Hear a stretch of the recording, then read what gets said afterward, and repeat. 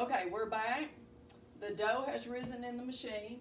I have some parchment paper out here. Normally I use a plate, so we're gonna do we're gonna try parchment paper, and I've got me some anchors holding it down. I've got out my cake pan so that I can spray it with some non-stick spray. And I'm gonna go ahead and do that now before we get the bread out while my hands are not with dough all over them. And I'm also going to spray the top of the rolls once they are in the pan. And the reason why I do that is so that when they're rising and you have a film over them, that film won't get stuck to the top of the rolls and deflate them, or you know, it deflates them, or they get another look to them. I guess you can say swirly, movie from you pulling it off.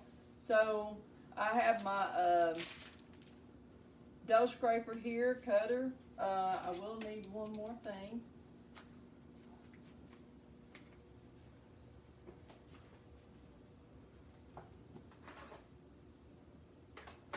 I have to get a knife.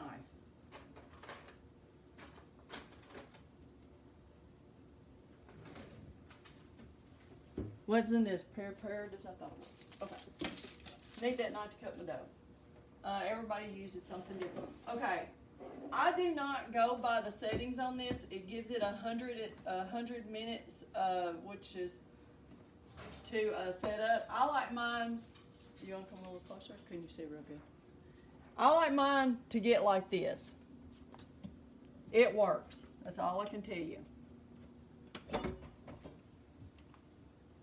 Now I'm going to just let it come out. My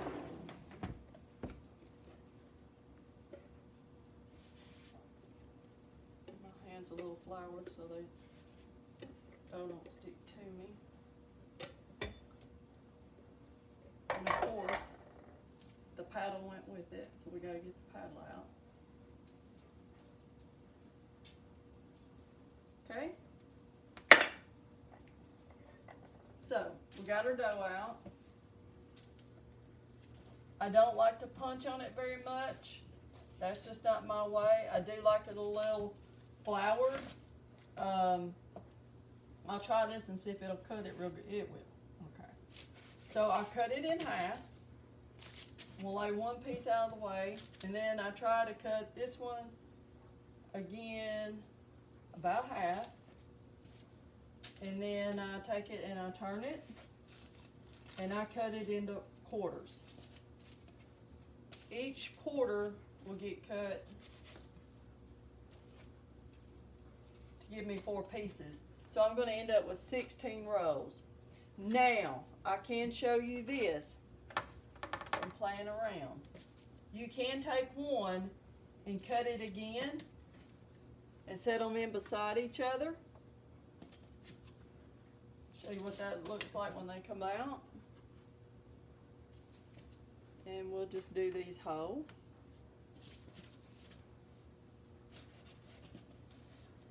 You can get 16 or 32. If you do them like this, you'll get 32.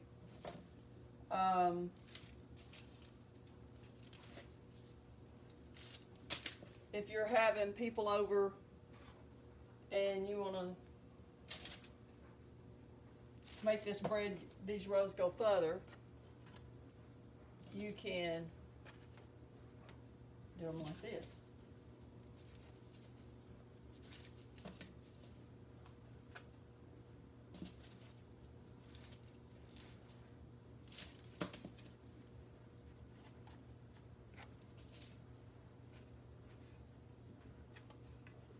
When we don't eat all of our rolls, I will put them in a plastic container and put them in the freezer and freeze them. And heat them up in a microwave to thaw them out a little bit. Okay, now I'm going to spray the tops, like I mentioned. Okay, I got some plastic wrap.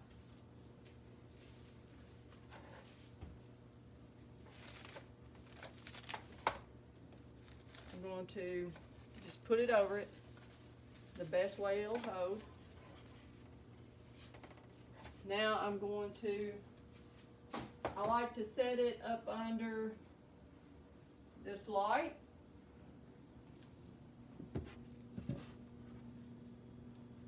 With the plastic film and the towel. And I'm going to let them rise. This is their rising time. This is their second rise. Now that'll take a little while, and then we'll come back again when they're ready to go in the oven. When they go into the oven, we're going to put the oven at 350 degrees, and I will just keep a watch on them. I take them out. I know this is really not good to say, but I take them out when they're ready because it depends on everybody's oven. And ours has had some work on it, so I'm not sure what my time will be.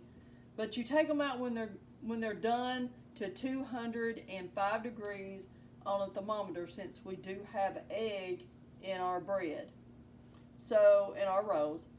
So that's what you'll need to check if this is your first time, because everybody's ovens are different. And like I said, we just had work, so I'm not sure what the time will be. I think it's a little hotter because I don't have a thermometer. So we'll come back, and after these rise, this is going to take, just depending on the temperature in our house, it could be 30 minutes or it could be 45 minutes. So we'll be back as soon as they rise and have the oven preheated, and we will bake them and see how they look. Alright, I've uncovered them. They have a little bit more than doubled in size on some of them. So see where I sprayed them so they wouldn't stick?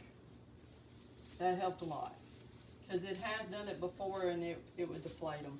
So anyway, we're going to put these in the oven for 350 degrees. Of course, I did some odd shapes so that you could see that you could make different sizes cuts with your dough. Instead of making 16, if you did them all in this size, the smaller size, you get 32 rolls instead of 16. They do make pretty good size rolls when they're done, as you can tell. They're super soft and super fluffy. We'll see that when they get done. We're going to put them in the oven now at 350 degrees, and we're going to check them until they're done. And when we get back, we'll show you how they look and see how they taste. We'll be back in a bit. Okay, the rolls are out. Just pulled them out of the oven. They are nice and hot. We're going to recap a little bit. Make sure your yeast and everything, liquids first in your bread machine. Then your powdered products go next. Yeast on top, sugar, salt on the very bottom. Then with the yeast, I buy like in the 1 pound bags. At Sam's, I buy the double pack. I use theirs. I keep everything in a freezer in a Ziploc bag, so they will last.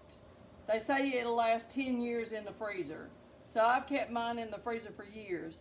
We even have some Red Star that we bought years ago, and I didn't know if it was still any good when I found it. So I did a batch on top of the cabinet with some water and flour and a little bit of sugar, and it was amazing. If I could find Red Star, I would buy Red Star more. But I like all the products I can get a hold of to make my bread. So here's my bread. And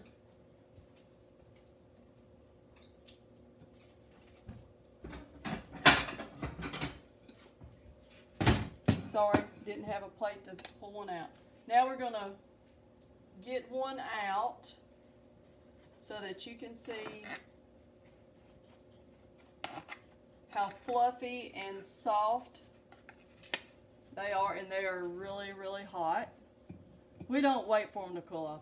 We don't have time to do that. That's wasting time to us. And we go ahead and put our butter on there, and you can see it is starting to melt, and it is really, really soft. This is a really good way to, if you're not a real good person and you don't know how to make bread, or you're not used to making bread, and the kneading is a problem to you because you don't understand bread yet to do that, then if you have a bread machine, or or if you're watching a lot of these videos and you're going like, look what time that saved people if you don't know how to knead. So a bread machine does cut that off. I like using the bread machine just to make these rolls. We love these rolls.